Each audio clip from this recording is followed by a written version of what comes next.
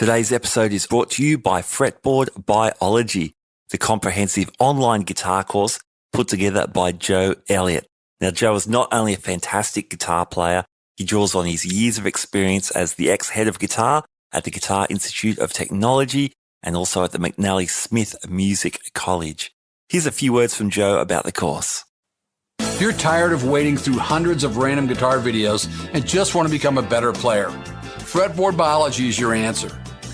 Fretboard Biology is a self-paced, college-level program that'll give you the right instruction, in the right amounts, and in the right order. You'll learn the same information I taught to thousands of other guitar players over 30 years of teaching in top music colleges. If you want to make real progress with your guitar playing, then sign up for a free 7-day trial at fretboardbiology.com. Hey there, you are listening to the Guitar Speak podcast.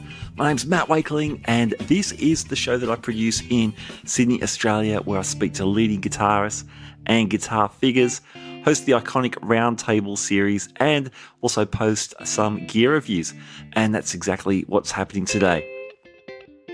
The guitar you can hear me noodling around on is the Artist AT73. Now, quick backstory on Artist. Now, Artist guitars are based in Sydney, Australia, my home city. And for a number of years, artists have been designing guitars, having them built in a factory in China with whom they've got a really close working relationship with, and then selling them directly, largely using an online model. So by cutting out distributors and retailers, or really being the retailers themselves, the prices of these guitars have been really, really low. I've bought a bunch of artist guitars for schools and students where I've worked with, and they've been great student guitars, but in the last couple of years, artists have been upping the specs of their guitars while still keeping a student range. There's a really pro-level bunch of artist guitars coming through. So I'm checking out one of the more top-end models today, the AT73, as I already mentioned the name, a very modern T-style guitar, but also with some cool vintage touches as well. So we'll get into that. I gave this guitar a test drive in my home studio, but I also wanted to see if it'd hold up to the rigors of an actual live rock show. So I took it out and played it on a gig. More on that later, but first let's talk specs. Now, this guitar sells for 599 Australian dollars. What do you get for that? Okay, well, we've got a mahogany T-style body, some modern contours. It's got a belly cut, a forearm cut, and it's also got a really nice contoured heel joint, neck heel joint, so you can get up to those high frets actually really easily, which I love on any kind of bolt-on neck guitar. Now, the neck was awesome. This is a quarter sawn roasted maple neck. It's a C-shape. It's quite reminiscent of some American C-shape made guitars I've been playing lately. The fingerboard is rosewood. We've got 22 medium jumbo frets, and they're stainless steel. Crazy at this price for stainless steel. We've got a bone nut. It's actually cut quite well. The fingerboard radius, 14 inch. I really like that. Quite modern, quite flat-ish, and felt really comfortable to me. Bridge is a vintage style bridge. It's got the 3 saddles. It's got brass saddles, which is kind of cool. The pickups, traditional style telly type pickups.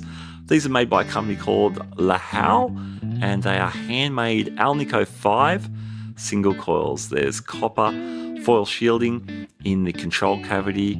Back to the pickups, the neck measures in 6.8K, the bridge is 8K, so vintage-ish, a little bit more oomphy in the resistance at least, which we know is not the be-all and end-all with output, but again in the tests we'll talk about the output.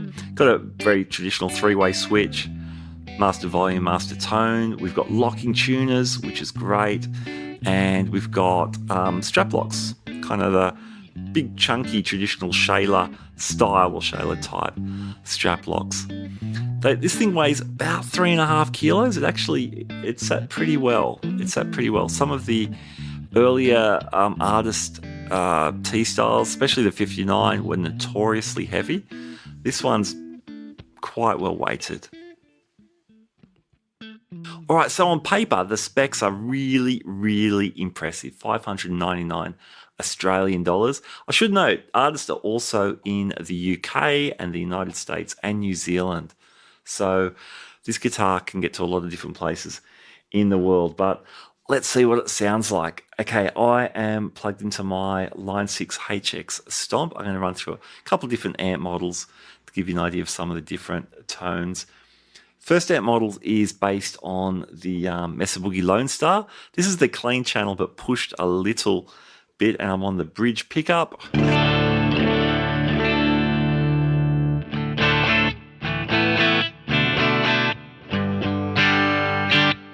Middle selection, so both pickups. So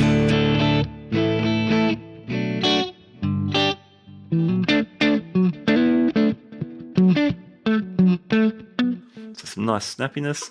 The neck pickup by itself.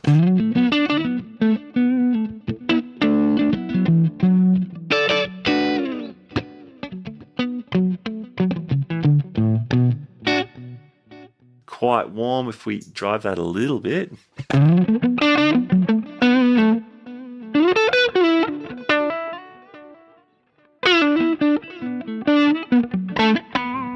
Nice. I like that neck pickup. There is still the very obvious yin and yang between the neck and the bridge pickup on most T-style guitars, but I like it. There's almost a strattiness. Hey, while I'm still on this Lone Star amp model, let's try some higher gain stuff. I'm going to kick in a Super Crunch Box, a great Australian-made Marshall-style pedal.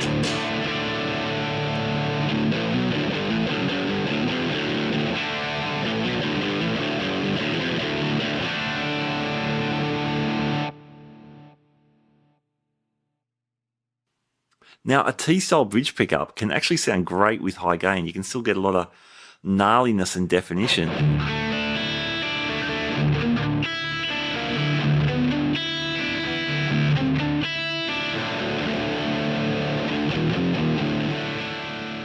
That's kind of fun.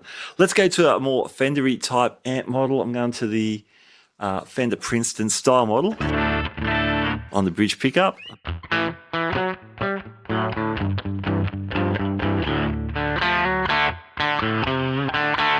So add a little bit of slapback, add a little bit of drive.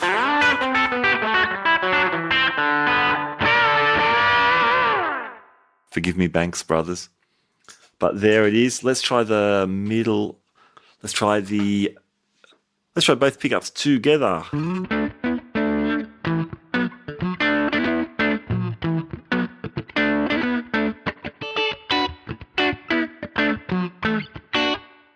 Neck pickup.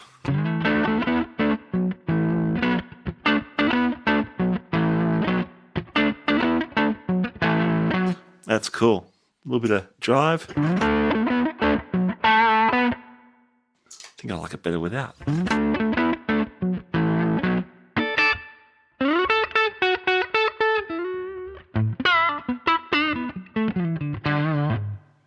So already we're pulling a bunch of different tones, which I think sound great. I'm having a lot of fun playing these different tones. The guitar's really playable, and I'm having a great time. Got to say, the guitar was set up really well straight out of the box. If every AT73 is this well set up, especially the way the nut is cut, but also the action was great. I did raise the outside strings just a little bit higher and gave the neck a little bit more relief with a very small truss rod adjustment, but they're just personal preference things.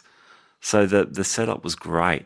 Hey, we're going to take a really short break. When we come back, we're going to hear the guitar in the context of a band mix with a multi-tracked demo I put together. And I'm going to answer the question, can you actually take a $519 guitar, put it on a professional stage, and play a loud rockin' gig? Back soon.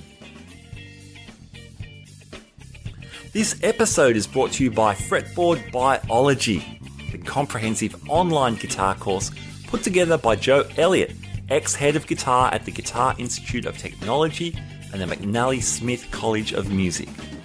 I was one of the beta testers for the course and can say, as a music educator, I was really impressed by the logical sequence of learning. The course has also been endorsed by players such as Brett Garsed and Greg Cupp. For more details, check out the links in our show notes.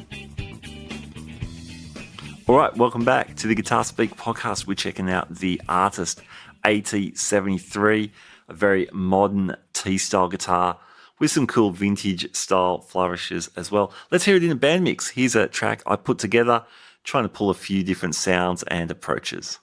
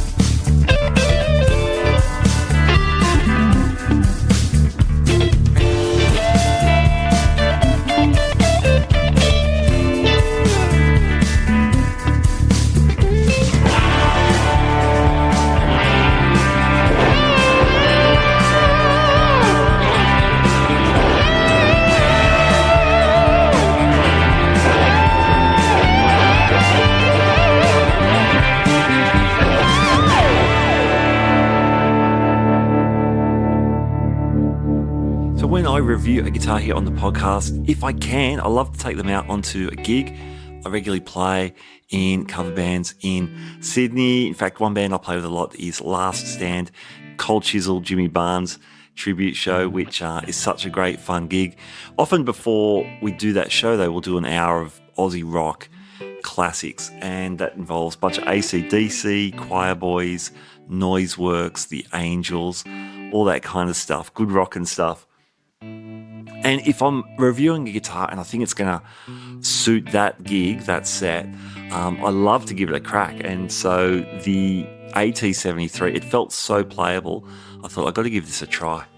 Now, if the guitar's not working on the gig, I'll just put it back on the rack after a couple of songs and play the guitars I love that, and I use all the time anyway. But I dialed in the AT73 in soundcheck. It was very bright. Now, I think maybe that's got something to do with the 500k pots. Usually on a T-style guitar, you'll have 250k pots. According to the website, there are 500k pots in this guitar. So all I did was just wind the treble back quite a fair bit on my amp. I left all my pedals set as they were. I didn't want to mess with those. I didn't want to come up with a whole new bunch of settings on my board, which does most of my tone shaping. Just the loud, clean amp, pulled out the treble, and the AT75 sounded fat and worked for all that rock stuff, and I played it for the entire set and had a great time. The playability was awesome, as I expected it would. The neck is amazing. Probably the big standout for me on this guitar. The stainless steel frets are so fun to string bending. The stainless steel frets are so slinky for string bending. It was great, and the contoured heel made it easy to get up really high for screaming solo kind of stuff. I was probably on that bridge pickup, I don't know, 85% of the time, 90% of the time. Sounded great. But the neck pickup's great too, not too dark. Sometimes on telly pickups that I've encountered, the neck pickup has that darkness compared to the bridge, but I thought the balance was cool, so I had a great time playing it live. I did wear a paisley shirt. There's a picture on my Instagram somewhere. I'm rocking the double paisley. You've heard of double denim? Now you're hearing double paisley, the guitar and the shirt.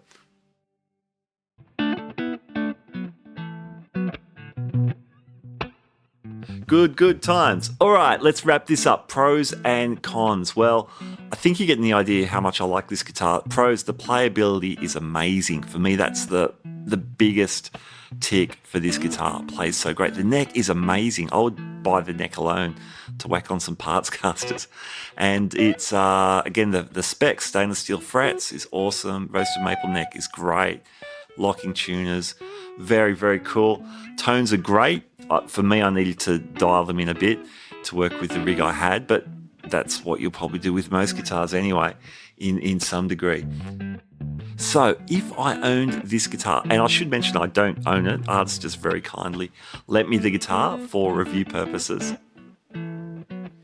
I would swap out the pots to 250Ks, as I mentioned earlier. I would swap the knobs. Now, the knobs are T-style knobs, but they're probably the only part of the guitar that, to me, betrays its affordable lineage. They are T-style, but they are kind of the shorter ones. I'd pop some full-size T-style metal or brass knobs or something on there that are a bit chunkier. The third string, the G string, I reckon it would benefit from a string tree. There's a roller string tree for the E and B. I reckon the third string might benefit from a little bit more downward tension. And look, for me, that's pretty much it for the cons, or the stuff I would do if I owned a guitar and it was my weekly player, which is almost nothing. Almost nothing.